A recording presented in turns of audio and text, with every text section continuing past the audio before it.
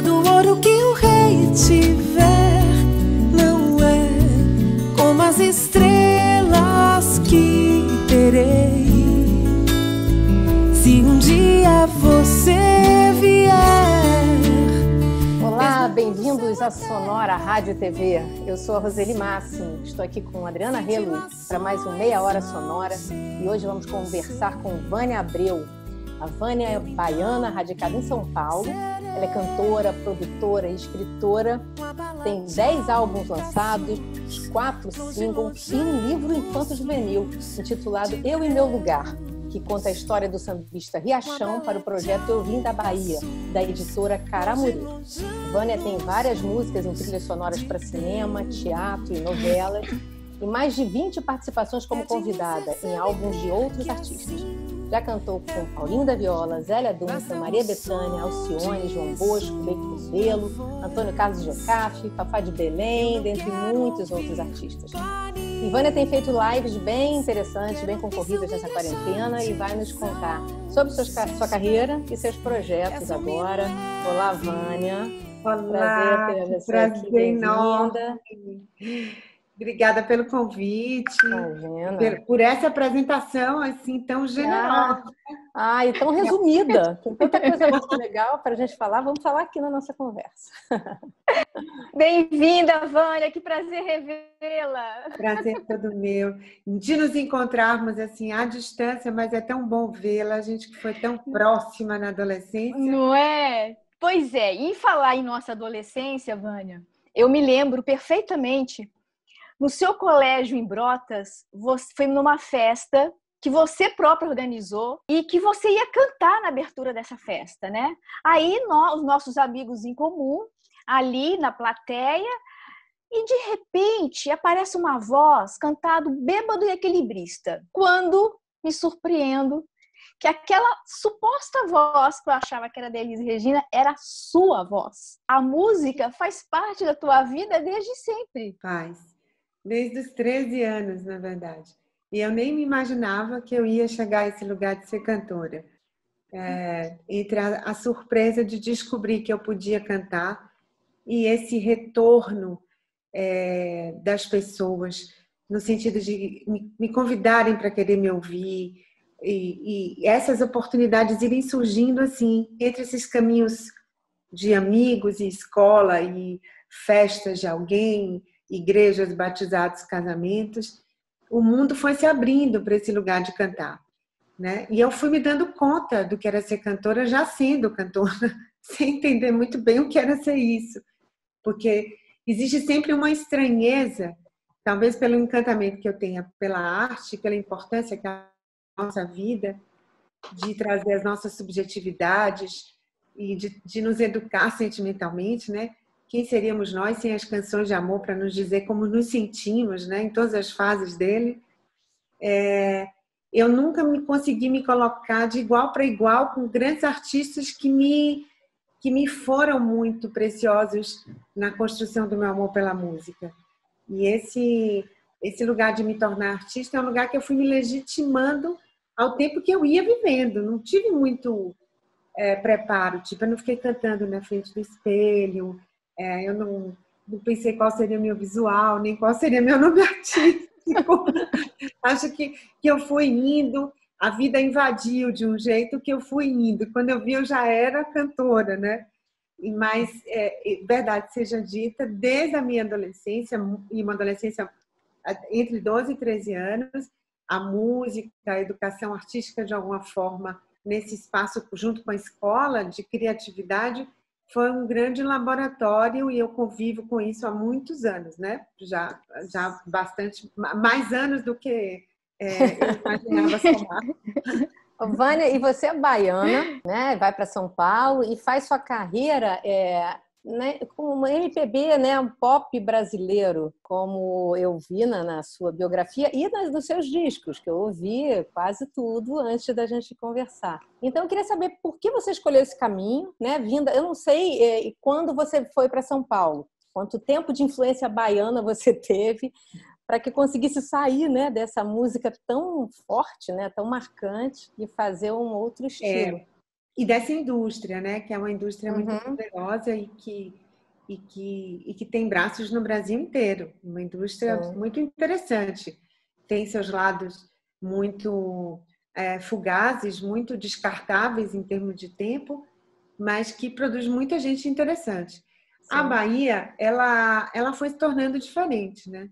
Como todos os lugares. A Bahia que eu cresci era uma Bahia muito ensolarada, mas muito povoada pela Bahia que Caymmi nos deu, pelos Novos Baianos, pela Cor do Som, por Caetano, Gil.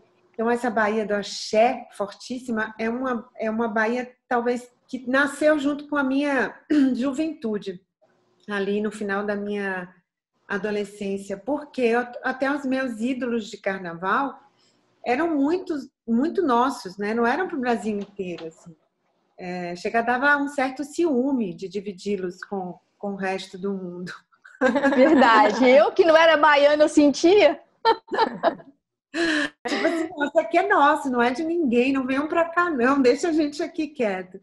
Mas essa transição, ela acontece, então, eu fui filha da MPB, da Tropicália, e com todas as festas nordestinas e típicas do Nordeste, muito fortes, com o Carnaval da Bahia, sendo o Carnaval da Bahia diferente do Rio, de Recife, com o São João também ali intermediando aquela relação da Bahia ser Nordeste, porque a gente se desloca, parece que a gente está sempre sozinho no Brasil, mas a gente faz parte de um contexto. E eu acho que a música do Carnaval foi tomando esse lugar. Então, quando eu fui para o barzinho, eu era uma típica cantora clássica de MPB, tradicionalíssima, de samba de uma nota só, chega de saudade. E Bossa aí, nova, sambas. Uhum. e permeando com Geraldo Azevedo, com Elba Ramalho, enfim, com Djavan, com esse Nordeste que se acoplava assim, de um jeito muito interessante. E também com Rita Lee. Então, eu pude ver muito do Brasil pela música. Quando eu fui indo para o axé, como percurso natural de quem vai saindo do barzinho e desse lugar meio doido que eu falei que eu comecei, que era um pouco de tudo, eu fui para o axé com muita vontade de subir no trio e cantar. Porque o carnaval é uma paixão, né? Uma delícia. Você ama o carnaval. Quando eu cheguei lá, eu falei, caramba, não cabe eu aqui. Eu não sei ser isso. Não cabe todos os sentimentos que estão na MPB. Não cabe toda a poesia. Eu só falava de alegria.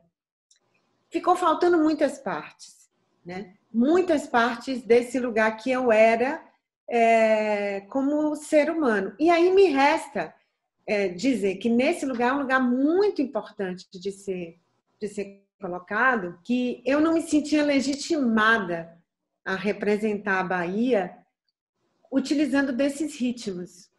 Eu não me sentia legitimada, eu me sentia muito mais representando a Bahia que misturava várias coisas do que a Bahia que só se representava por esse estereótipo ou por esse lugar muito reconhecido como folclórico ou como a alma do baiano. A gente pode dar vários nomes. Então, quando eu tive a oportunidade de vir para São Paulo em 1995, né, aí já vão 25 anos, né, eu cavei uma oportunidade dentro do que a Warner Continental tinha me dado, de eu desenvolver um jeito de ser baiana como Vânia Abreu. E esse foi um grande desafio. Ainda é um desafio, porque ser baiana como eu sou é muito contrário, num ponto de vista, do que as pessoas imaginam que é ser baiano, né? Então, existe um choque. Mas eu só conseguia representar a mim mesma. E quando eu conheci Chico César, Zé Cabaleiro, Carlos Careca, que era de Curitiba, eu entendi que esse Brasil que eu vi pela Bahia, como eu disse, extensivo e que a música me apresentou, inclusive Minas e o Clube da Esquina e toda aquela melodia de Minas, eu acho que eu tinha que representar esse Brasil novo por essa concepção de que ser brasileira é caber tudo isso. E aí eu me sinto com esse desafio sempre de representar a Bahia que acolhe o Brasil, porque eu acho que é um dos estados que, por ter sido o primeiro, esse misticismo e todo esse processo foi muito mais intenso na Bahia. Essa combinação de ritmos, não é à toa que a gente tem as festas que a gente tem. Sim. Eu vi que você já gravou, né? Já cantou, já interpretou compositores como Moacir Luz e Aldir Blanc, né? Tem música deles. Marcelo Quintanilha, que é casado contigo, né?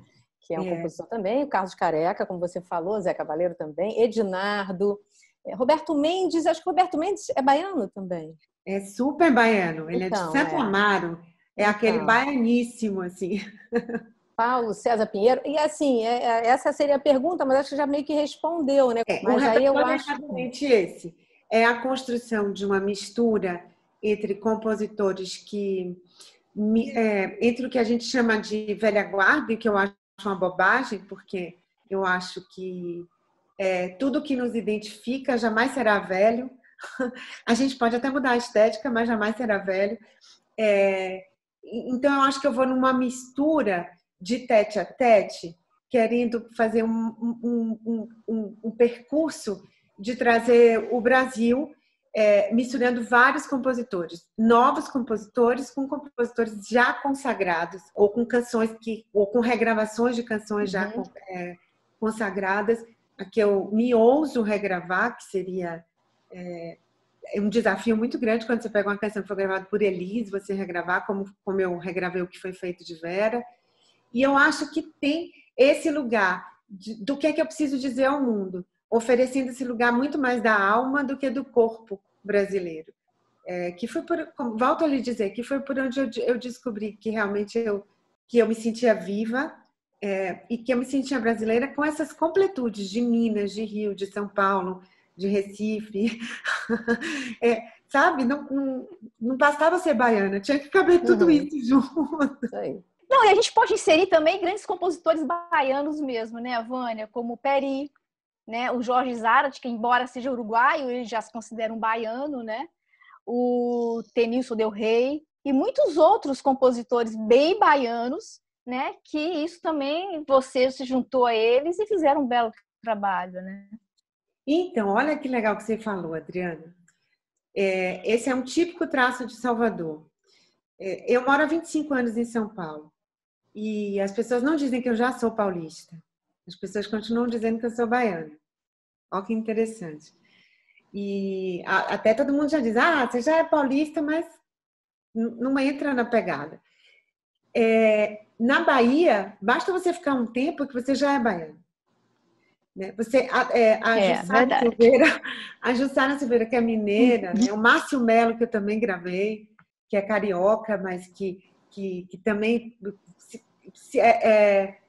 já é baiano, porque essa incorporação do estado de espírito baiano é que eu sugiro arrogantemente, dentro desse lugar humilde que eu tenho, de recolocar a minha música nesse lugar. Quer dizer, cada um pode ser ele mesmo, porque Márcio também, inclusive, é um punk, né? Super diferente daquele casual baiano que a gente acredita que é o cara rasca, o cara super de praia e tal. E cada um, a seu modo, continua sendo ele mesmo, mas se diz baiano, né? E é assim que exatamente que eu sinto o mundo. A Bahia acolhe esses lugares, né? Essa diversidade. É um lugar, é uma porta muito interessante nisso, é uma porta muito bacana, com todas as suas contradições, com todos os seus problemas, porque também não é um paraíso. Sim. Nenhum lugar no Brasil pode se dizer um paraíso, mas é um lugar que eu acho que é interessante. E essa geração de baianos, eu gravei Paquito, Paulo Vasconcelos, Gerson Guimarães, Roberto Mendes, J. Veloso, Jorge Portugal, que se foi agora. Eu fiz questão de trazer também essa geração para meus discos, misturando com compositores a que eu tive acesso, porque também a gente não tem acesso a tudo, né? A gente acha que a gente não é enciclopédia, a gente não dá para colocar tudo. Então a gente vai ali numa construção do que é possível por exemplo, eu amo cantar as músicas de Carlos Careca, né? E como eu também gravei Leminski, Arnaldo Antunes e tal. E Carlos Careca é um típico curitibano, mas que também já é um típico paulistano. E ele tem um lugar que é quase o oposto do que Salvador faz. Ele coloca os conflitos, ele fala da solidão, ele fala de medo. E eu acho muito interessante que a gente se misture. Eu acho muito interessante porque eu acho que essa tribalização de se fechar sendo só de um lugar cria xenofobia, cria disputa entre os estados e cria uma caixa fechada de quem somos nós, né? E como seres humanos, nós somos um processo de troca desde que a gente tirou as duas mãos do chão e passou a andar com 2 pés. O seu quarto CD, que é o Eu Sou da Multidão, né, lançado em 2003, fala muito nisso, né?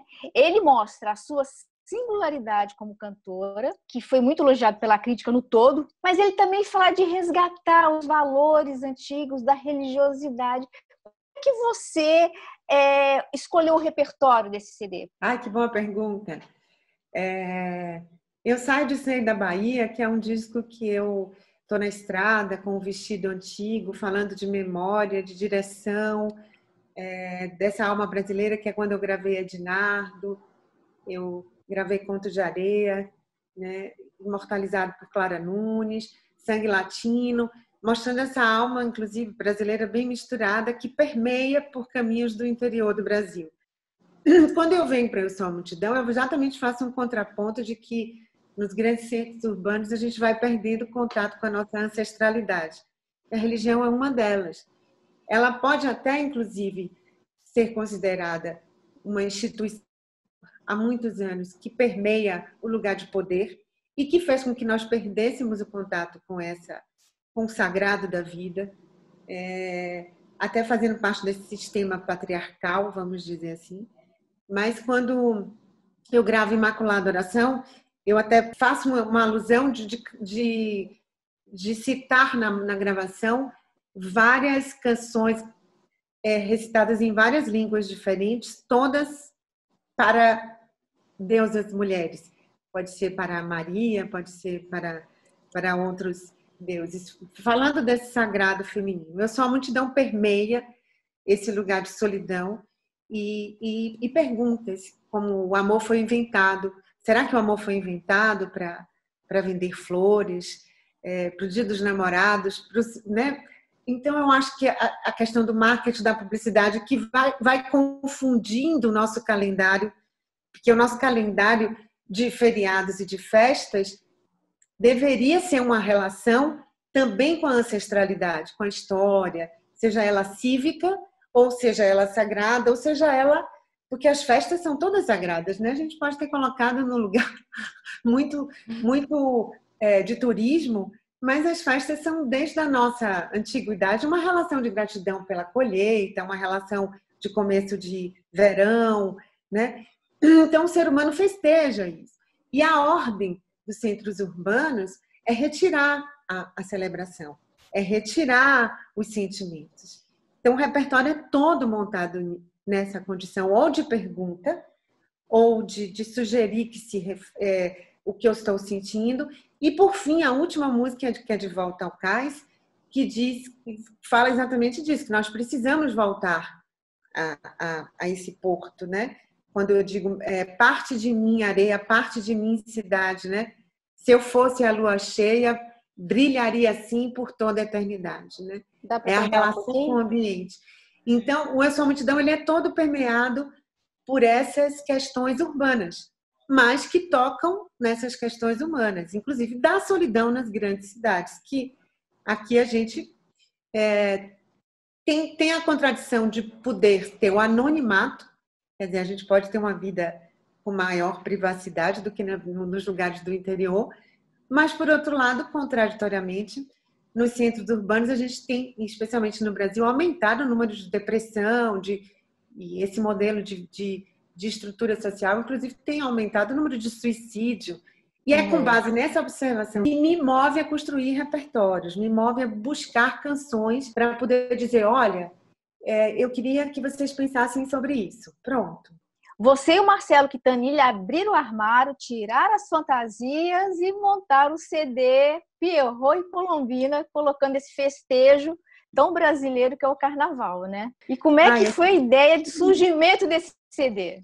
Ele que pensou, porque ele é um apaixonado por carnaval, e ele, como paulistano, viveu diferentes carnavais mais do que eu. Ele viveu o carnaval do Rio, foi muito para o Rio, para a escola de samba de Salgueiro. O pai e a mãe dele eram músicos, assim, de ficar tocando em casa, e tinham essa relação de ficar tocando sambas antigos. O meu carnaval era bem mais restrito, assim, né? Era só Azul de Jezebel, Moraes Moreira.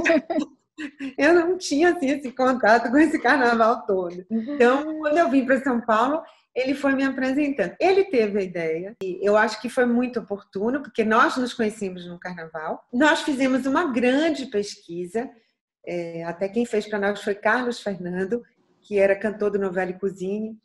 Esse é um tempo que a gente está falando de tanta gente que se foi, né? Que é tão difícil, né? Falar dessa passagem de tempo. E eu acho importante também lembrar, não só pelo carnaval ser uma festa que nos dá aquela capacidade de pensar que quase todos os ritmos brasileiros passam por ela em suas diferentes regiões, mas também é um lugar de protesto político, como sempre foi, mas que tem a poesia, né? E a gente eleva essa poesia, né, no Pierrot e Colombina. A gente coloca ela acima do corpo. A gente faz ela pensar que o carnaval é lugar de encontro. E também com diversos compositores diferentes nesse disco, né? Então é muito interessante que ele vai para esse ambiente, eu não diria nem romântico, mas eu diria que poético mesmo. E aí a gente faz a alusão de trazer as figuras mesmo, né? Da Colombina. Ele no show fica mais vestido como aquele malandro porque ficaria meio ridículo ele vestido de Pierrot, né? Para cantar. Então a gente fez um artístico ali, mas é um disco belíssimo, que eu me orgulho muito de ter feito, muito mesmo. É um disco, eu acho que eu considero que ele tem um lugar muito especial para ser ouvido com certa longevidade, sabe? Vânia, e na produção, né? Eu vi que você produziu, você fez um trabalho sobre Riachão, que é um compositor que assim, morreu recentemente, né? Esse ano. Então, e eu não sabia que ele é autor de Cada Macaco no Seu Galho. E de uma música que eu amo ver a Cássia Eller cantar, que é Vai Morar com o Diabo. Você fez esse trabalho, né? Você produziu, dirigiu, e o trabalho ganhou 2 indicações, né? O Prêmio da Música Brasileira 2013. E eu acho que foi a partir disso, não sei, que você acabou indo para o seu livro. Mas eu queria primeiro saber, assim, como é que foi produzir esse trabalho e se você continua fazendo produções. Tá, como quase tudo na minha vida, quase tudo, não sei, mas quase tudo, veio para mim, né? Uma pessoa da UBC, que é a Márcia Bittencourt, sabendo do meu jeito super organizado e todo estruturado e da maneira de pensar, me trouxe várias canções de Riachão. Riachão era um analfabeto funcional, então ele não tinha...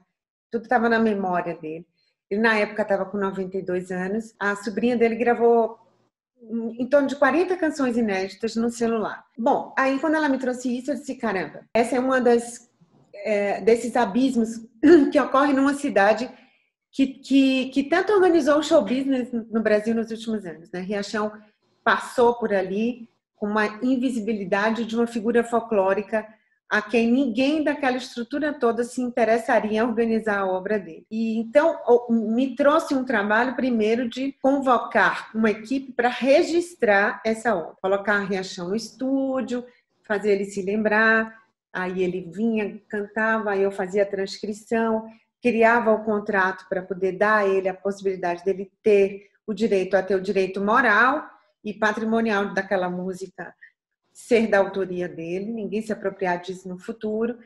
E nisso foi um resgate de 77 canções. Ele lembra que ele tinha feito mais de 500, boa parte se perdeu num incêndio da Rádio Excelsior, onde ele começou a vida dele como cantor. Nesse trabalho, que foi junto com a Comando S Áudio, e eu levei Riachão para lá, que também é de um baiano, Serginho Rezende, então baiano, com mais baiano, com mais baiano, vira uma festa, uma baianada. Como diz Gordurinha. Aliás, tem uma música maravilhosa, que é um cantar show que diz assim: um baiano é uma boa pedida, 2 baianos, uma coisa divertida. 3 baianos, uma conversa comprida. 4 baianos, um comício na avenida. Muito bom. É mais ou menos isso. A gente juntou um bocado de baiano com um astral maravilhoso e a gente trouxe Riachão para São Paulo e nesse lugar a gente fez o registro.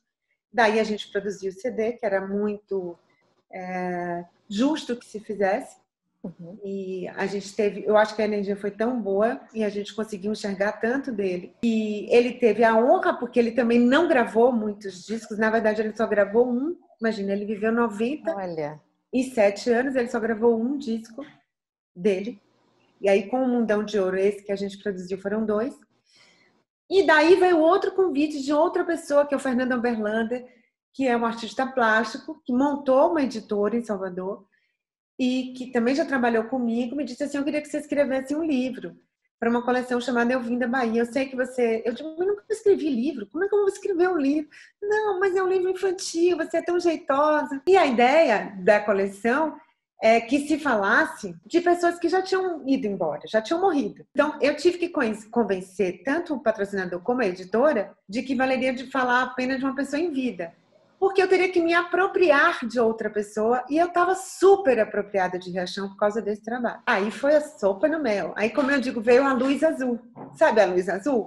Quando falou, aí eu comecei a escrever e foi uma delícia, um novo desafio. Eu tive que me apropriar, inclusive, de alguns estudos sobre capacidade cognitiva de compreensão para que faixa etária que eu ia escrever. Mas eu achei que o desafio foi muito enriquecedor, divertido, e eu ainda tive a alegria de dar isso a ele em vida, né? Que ele chorou quando recebeu o livro. Ah, que bacana. E você se descobriu escritora aí ainda por cima, né? Pois é, eu me descobri escritora, eu tenho grandes alegrias com esse livro. O livro já foi adotado por mais de 12 escolas em Salvador. Olha. Já está na 2ª edição. Eu vivo encontrando com as crianças que leram esses livros, e esse livro, e é uma das minhas maiores alegrias encontrar com elas. E elas me dizerem assim, levantarem o dedo e falar, eu li em um dia. Que beleza. Que bonitinho. Porque esse lugar, e eu acho que esse foi, sabe quando você terceiriza felicidade, algo que essas últimas gerações conhecem pouco? Eu tive a terceirização da felicidade de dar 2 coisas importantes a Riachão, que como compositor merecia, e de oferecer essa memória para a Bahia e para o Brasil da obra dele nesses 2 formatos. É uma felicidade terceirizada imensa. Assim. E Vânia, é fácil de achar? Você está na 2ª edição? A gente dá para encontrar em livrarias ou só venda digital? Como é que é? É uma editora baiana e com isso toda a dificuldade que tem, mas tem um site, né, da editora Caramurê que compra por Dá lá. para comprar online. E agora na pandemia até é uma boa, né? Agora na pandemia acho que está tudo sendo meio assim, Sim. né? A gente não está indo para lugar nenhum, então está tudo chegando. Olha, falar em oportunidade, eu vi 2 singles seus, né? Um é Eu e Meu Amor, acho que é de 2017, e Meu Sotaque. Meu Sotaque eu achei muito oportuno, assim, embora seja de 2018, o tema, né, o que você trata. Me fala do Meu Sotaque, como foi esse trabalho? Com prazer. Eu sempre penso no que eu tenho que dizer ao mundo, como eu disse. Esse lugar de observação, de conexão com aquilo que eu acho que está adoecido, ou a gente não está percebendo como devido. E se a gente não fizer crítica a tudo que se absorve, a gente vai repetindo, né? Teve um momento no mundo que eu acho que o mundo inteiro queria ser americano. Agora, o preconceito é algo muito, muito recorrente na nossa história como gente, né? A gente primeiro tinha preconceito com as outras tribos, depois com famílias. A gente já viu, né? Romeu e Julieta é um conflito familiar, e aí a gente vai para conflitos entre judeus e muçulmanos, e católicos e judeus, enfim. Nós temos um grande estranhamento com o outro.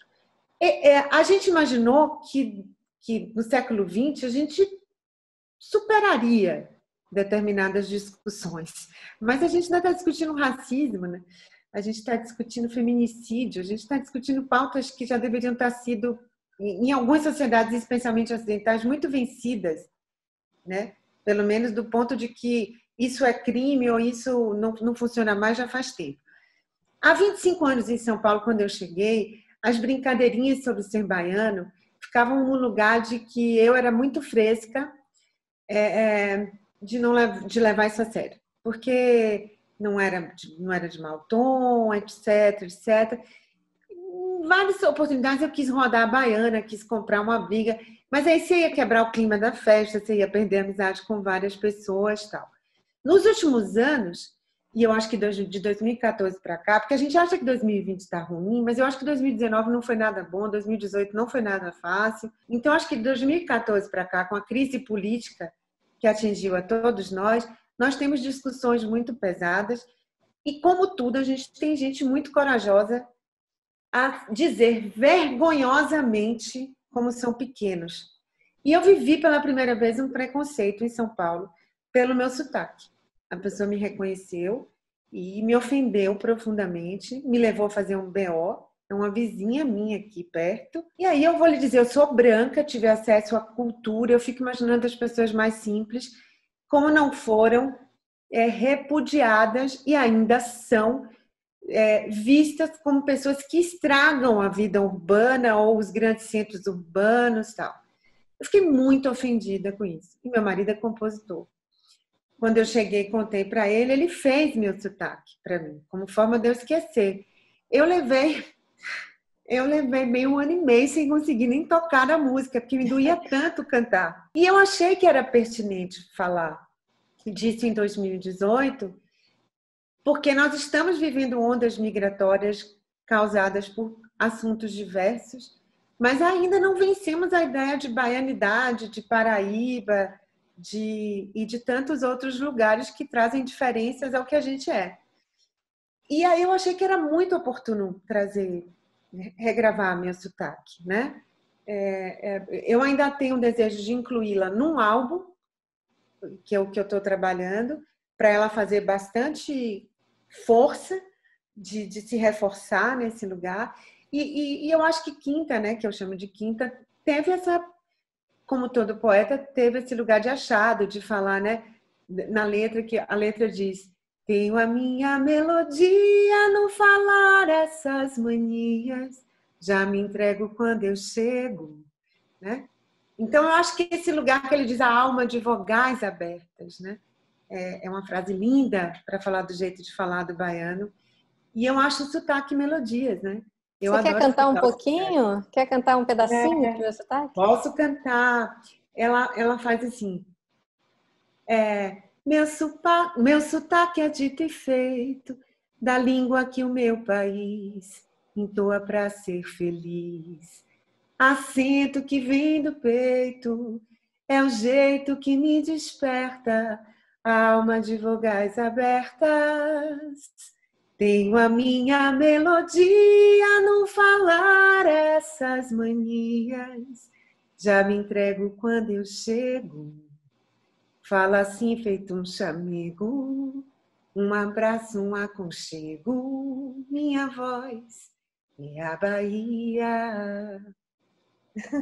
Muito bom, muito lindo. bom. E você continua com sotaque baiano e um sotaque lindo, Vânia. Lindo. Eu continuo, eu não conseguia, eu não sei nem se eu queria perder. Não queira, não queira. Adoro. Aliás, os sotaques nordestinos, separadamente, são diferentes, acho todos lindos.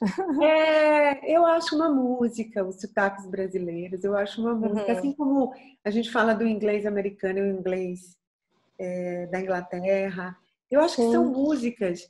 Eu gosto muito, muito, muito. Eu ainda tenho um baianês muito próximo do carioquês, porque meu pai é português. Olha que vida. Você falou vários vezes.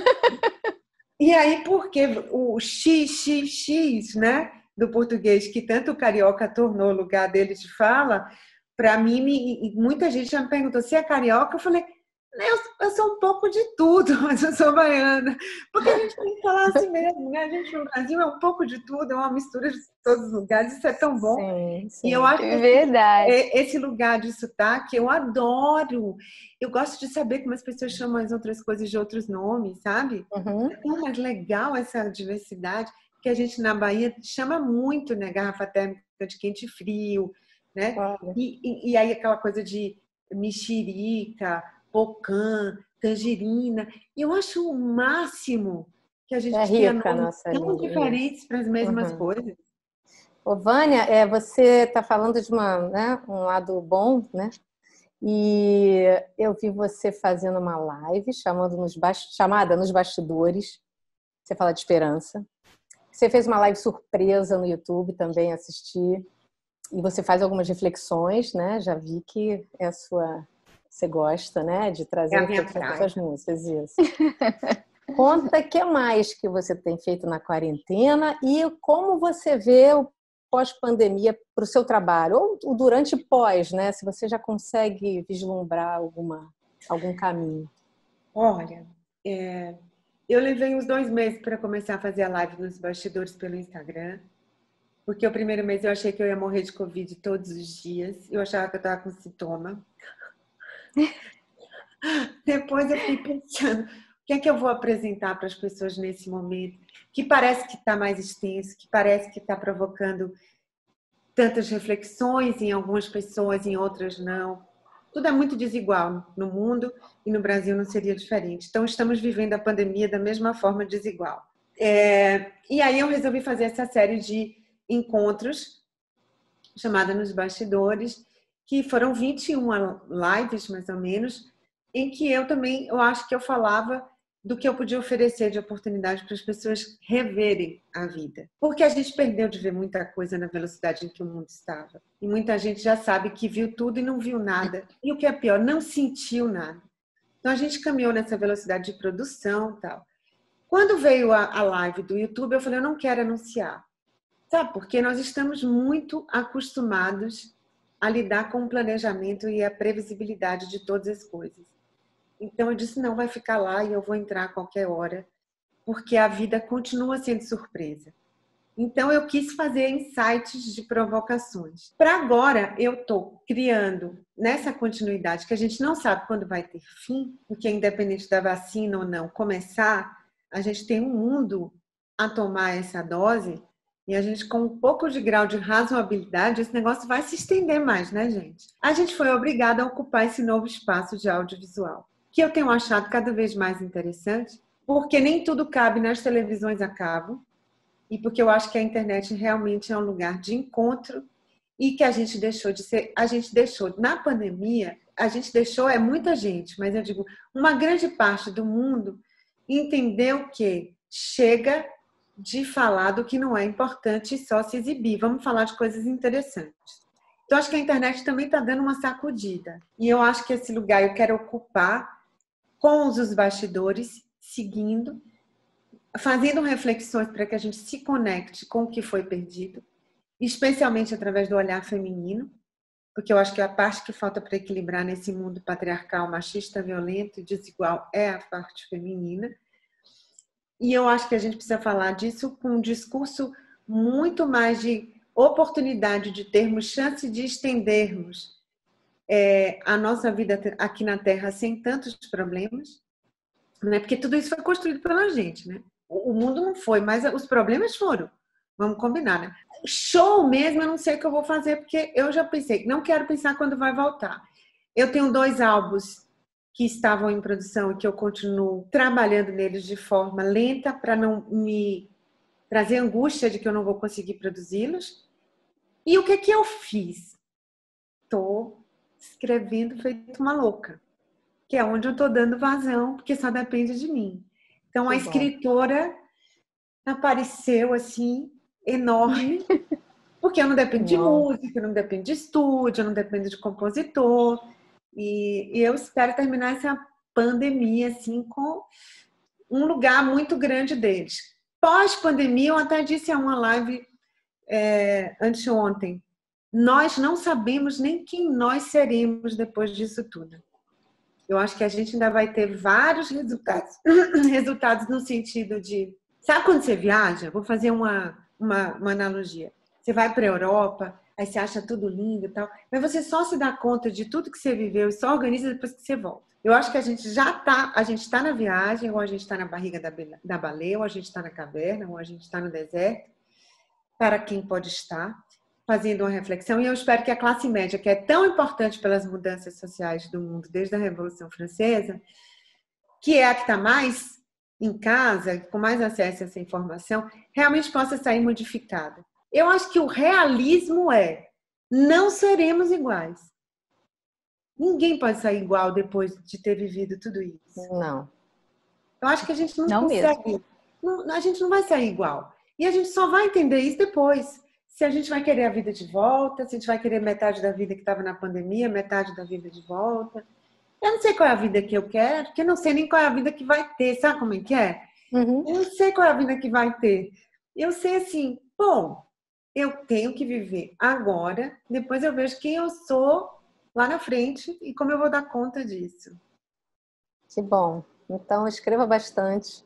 Cante bastante, que a sua voz é linda, suas músicas são lindas. Ô, Vânia, com tudo isso que está acontecendo, né? Você deixou bem claro aí a relação da pandemia, o que nós estamos sentindo em relação a isso, mas a música, ela entra na nossa vida e faz a gente refletir muito. E hoje eu vejo assim, existe uma mistura de ritmos de povos diferentes, né? É o baiano querendo conhecer a chula lá no sul, o sulista querendo ir para a Bahia, conhecer o carnaval da Bahia, sair atrás do trio elétrico. Você acha que a música ela está unindo mais os povos ou ela está desunindo? Poxa, boa pergunta. Eu tenho sempre pensado de que a música nos últimos anos, até pelas redes sociais, ter feito os seguidores terem ficado ali, então cada artista fala com o seu público, muito especificamente, e até eu já fiz reflexões sobre esse negócio de chamar cada grupo de fã de um nome, sabe? E aí eu até fiz uma pesquisa, acho que foi a Lady Gaga que começou chamando os fãs de Little Monsters. Bom, daí a Ivete chama Zamures, Daniela chama Banzeiros, Vanessa chama Passarinhos, Maria Rita chama Bacanudos. Eu só consigo chamar as pessoas de gente. Oi, gente. Eu não sei se nós não estamos ocupando um lugar de competição. Aqui tanto mundo colocou todos os seres humanos. E que a música, em vez de ter aquele papel que tinha, e que teve, inclusive, pós-Segunda Guerra Mundial, né? Especificamente a música pop, os Beatles e a Tropicália no Brasil, dadas devidas extensões que cada um podia ter pelo seu poder econômico do país, a música me parecia unir diferentes pessoas em torno daquela música que se gostava. Então, agora me parece que é uma questão não só dessa divisão das redes, identitária. Assim. E eu entendo esse lugar, porque é um lugar de representação. Mas me preocupa esse caminho da música. Que eu acho que a música tem trazido um lugar que é tipo cada um na sua. Só que o papel da música sempre foi todo mundo junto em torno dela. Não era cada um na sua, né? Então, assim, olha, eu gosto de rock, mas eu não sou roqueira. Mas isso me aproxima dos roqueiros. Então, eu gosto de samba, mas eu não sou sambista. Mas isso me aproxima dos sambistas, né? Eu acho que sempre teve os gêneros que as próprias gravadoras fizeram, mas a música tinha um lugar de unir pessoas diferentes. Agora me parece que ela tá assim, eu só escuto gay porque eu sou gay, eu só escuto trans porque eu sou trans, eu só escuto sertanejo porque eu moro no Mato Grosso e eu gosto de festa de cowboy. Então, me parece que virou torcida de futebol. É claro que isso não tem uma totalidade. Isso não representa todos os artistas, nem todas as músicas. Mas eu acho que a gente... É como se a gente... Eu vi o Emicida falando disso outro dia, como se, por exemplo, esse lugar dos movimentos negros, né? Caramba, é tanta pauta que a gente não vai chegar a lugar nenhum. Quer dizer, as pessoas precisam se unir em torno de uma coisa só. O que é importante agora é isso, porque não vai caber tudo agora, historicamente. Eu falo para as minhas filhas aqui, não adianta lutar pela legalização do aborto, porque não vai sair, eu vou morrer, não vai sair. A gente está num país legalmente católico, que se diz laico, e com o crescimento dos evangélicos, pode lutar por outras pautas feministas na frente, porque o aborto não vai ser legalizado. Tá? Lute por outras. Lute pela Lei Maria da Penha, lute por salários iguais, lute pela equidade entre marido e mulher, entendeu? Lute por outras coisas, mas o aborto não vai ser legalizado. Então, eu acho que entender historicamente, a arte sempre foi aquilo que uniu. A universalização da alma pertence à arte. E a música, ainda que seja representante da sua aldeia, e sempre será, porque todo mundo é, e do seu tempo, ela me parece estar hoje mais dividida do que nunca. Também porque é sujeita do seu tempo, como o mundo é hoje. Entendeu? A gente não fala com aquele que votou em Bolsonaro, o que votou em Bolsonaro não quer andar com o que é de esquerda. Então, a música, ela representa isso. Então, se eu sou branca, mulher e hétero, eu tenho uma chance muito pequena de ser escutada hoje em dia. Ó, que loucura. Então, por quê? Porque tem uma pauta identitária, porque tem uma questão política, tá bom? E eu preciso me identificar com isso, porque eu preciso encontrar alguém que eu me identifique e me represente no mundo. Portanto, a música não me faz pensar sobre o que eu não pensei hoje em dia. A música diz o que eu quero que digam por mim. Ela ocupou outro espaço. Ela eu escolho os meus ídolos pelo que eles dizem por mim e não pelo que eles me fazem pensar. Então, os artistas deixam de ser mestres para serem porta-vozes. É um outro lugar diferente. Vânia, eu queria te agradecer muito, foi muito bom conversar com você. Você quer falar das suas redes sociais, porque você tem o YouTube, né? Eu tenho o YouTube, que eu vou ocupar agora em setembro, e obviamente que não seremos competidoras, seremos, como é que a gente diz? Seremos complementares na informação. Eu vou inaugurar meu canal do YouTube com outras ocupações, e aí tem que achar o Vânia Abreu Oficial, que é esse nome, inclusive, que eu estou pensando em tirar, porque parece coisa de exército. Tem outros, né? Todos os músicos acabam tendo que botar o oficial. Não, porque quando vai ocupar a rede, alguém já pegou seu nome, caramba. Sim. Não dá mais. E é isso, quem quiser me seguir, eu estou nas redes, eu também estou no Twitter.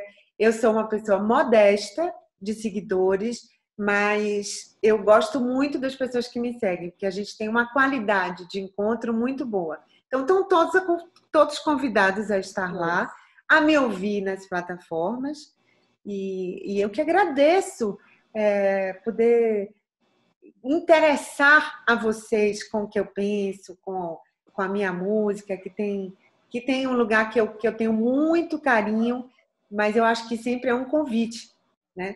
A gente tem que ter sempre esse lugar de convite. Quem tem que se interessar pela gente são os outros nesse lugar, né? Pelo que a gente faz.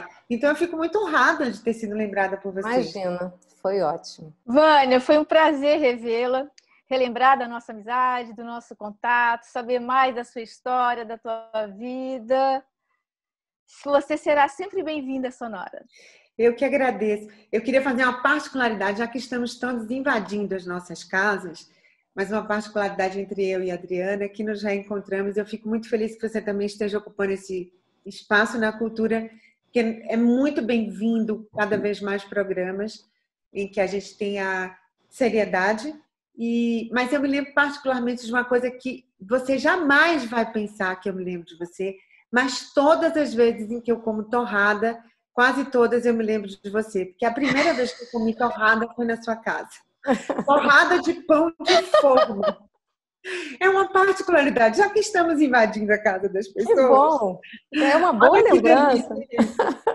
E eu, toda vez eu falo, a primeira vez que eu comi torrada foi na casa da Adriana, gente. E eu me lembro que quando a Eli morreu, eu também estava com você na sua casa. Exatamente. E também, sabe, quando a Lady Di casou, você também estava lá em casa. Pois é. Pronto. Então, você vê como a história nos liga. E a torrada, viu, Adriana? Essa eu não me lembrava, realmente. Tomara que a gente possa comer torrada Em comemoração, pessoalmente. E olha, Roseli, a gente pode marcar, inclusive, quando passar tudo isso, a gente comer torradas juntas. Pronto. Não é? Vamos combinar.